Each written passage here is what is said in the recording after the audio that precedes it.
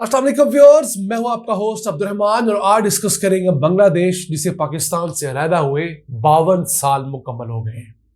इन 52 सालों में उन्होंने तरक्की की कौन सी माराज अबूर की और हम लोग कहां पीछे रह गए, वो आज का मौजूद बहस है।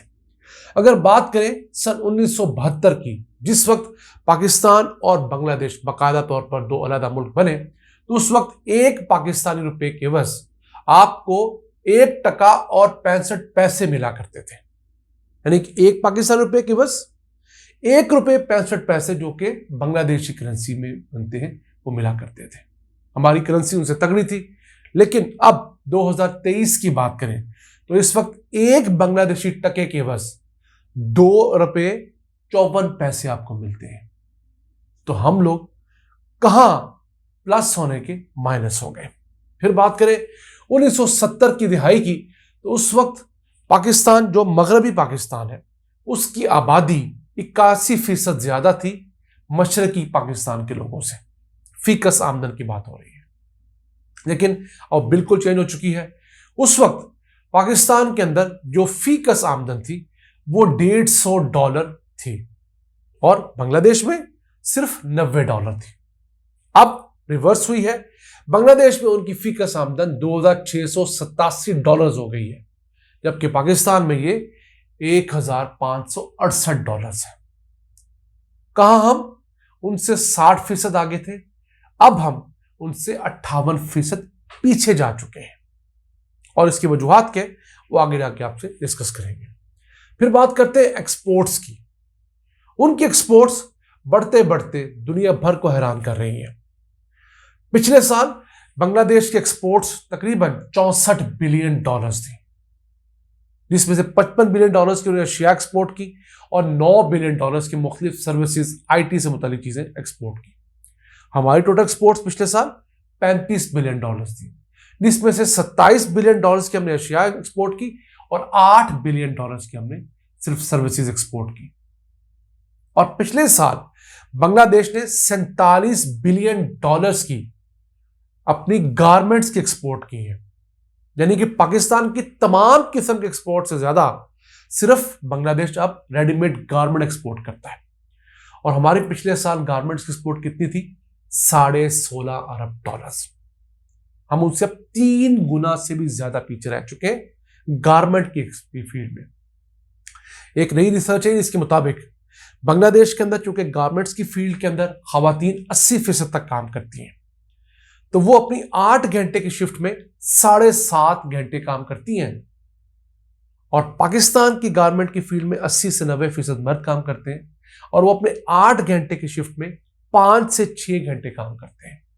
बाकी कुछ खाने का वक्फा, कुछ सिगरेट का वक्फा, कुछ पान का वक्फा, कुछ वॉशरूम का वक्फा और कुछ दीगर मशागल का जो वक्फा होता है। यह वजह है कि उनकी प्रोडक्टिविटी हमसे कहीं ज्यादा है। अब बांग्लादेश दुनिया के अंदर गारमेंट्स बनाकर एक्सपोर्ट करने वाला दूसरा बड़ा मुल्क है चाइना के बाद, और हम दुनिया के 5 बड़े ममालिक में शुमार भी नहीं होते। शायद 10वें 12वें नंबर पे हमारा कोई नाम आ जाए तो आ जाए, वरना हम कहीं पीछे लग चुके हैं। फिर बात करें 1972 की, उस वक्त बांग्लादेश ने मनफी 13% के हिसाब से अपनी जो GDP उसको कॉन्ट्रैक्ट किया था। ऑब्वियसली जंग हुई थी, फिर अगले कुछ साल 1-2% के हिसाब से उनकी GDP ग्रो करती रही और 2023 आया।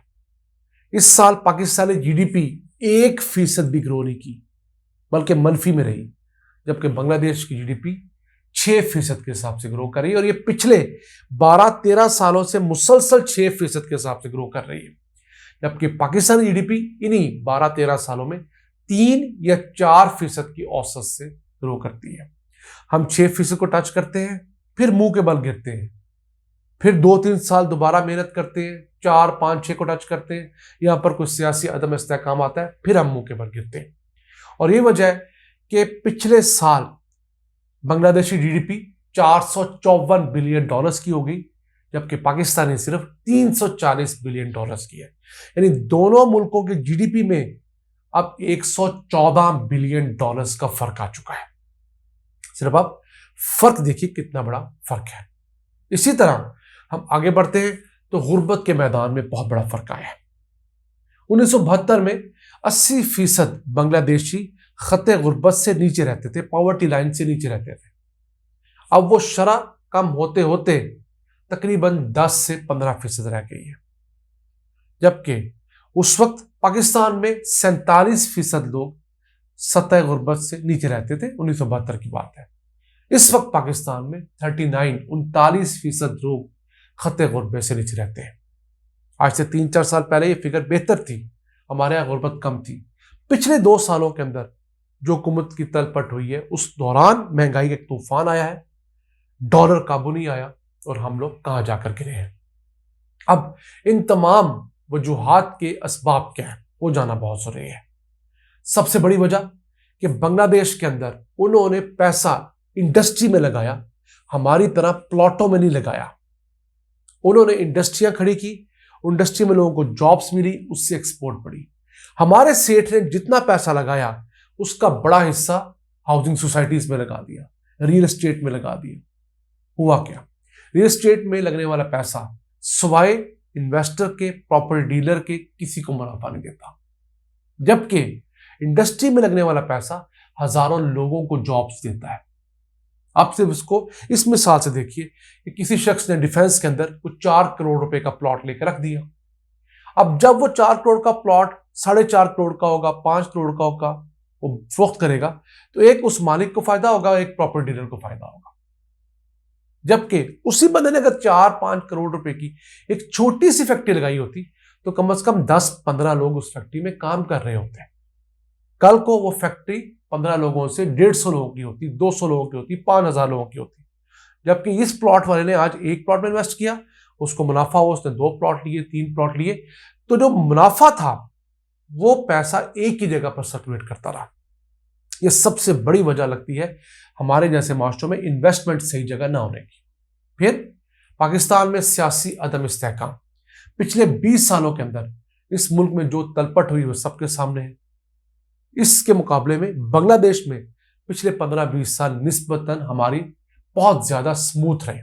तो पॉलिसीज एक रही, गलत थी, सही थी, लेकिन चलती रही, उसको रिफाइन किया तरह तो चीजें बेहतर रफाई। फिर एक और चीज इसमें बांग्लादेशी हमारे भाइयों ने बहुत इन्वेस्ट किया, वो है उनका एजुकेशन सिस्टम। उन्होंने अपने मुल्क के अंदर बहुत ज्यादा फोकस किया कि हर बच्चा स्कूल जाए और तालीम हासिल करे। जबकि हमारे यहां आज भी 22 मिलियन से ज्यादा बच्चे आउट ऑफ स्कूल हैं। ऐसे बच्चे जिनकी उम्रें स्कूल जाने की हैं लेकिन स्कूल नहीं जाते। वो किसी रीजन से भी हो सकता है, स्कूल का ना होना, स्कूल का दूर होना, वालिदैन का फोन ना करना, ये तमाम हो जाए। जबकि बांग्लादेश में आउट ऑफ स्कूल बच्चों की तादाद शायद 1 मिलियन से भी कम है।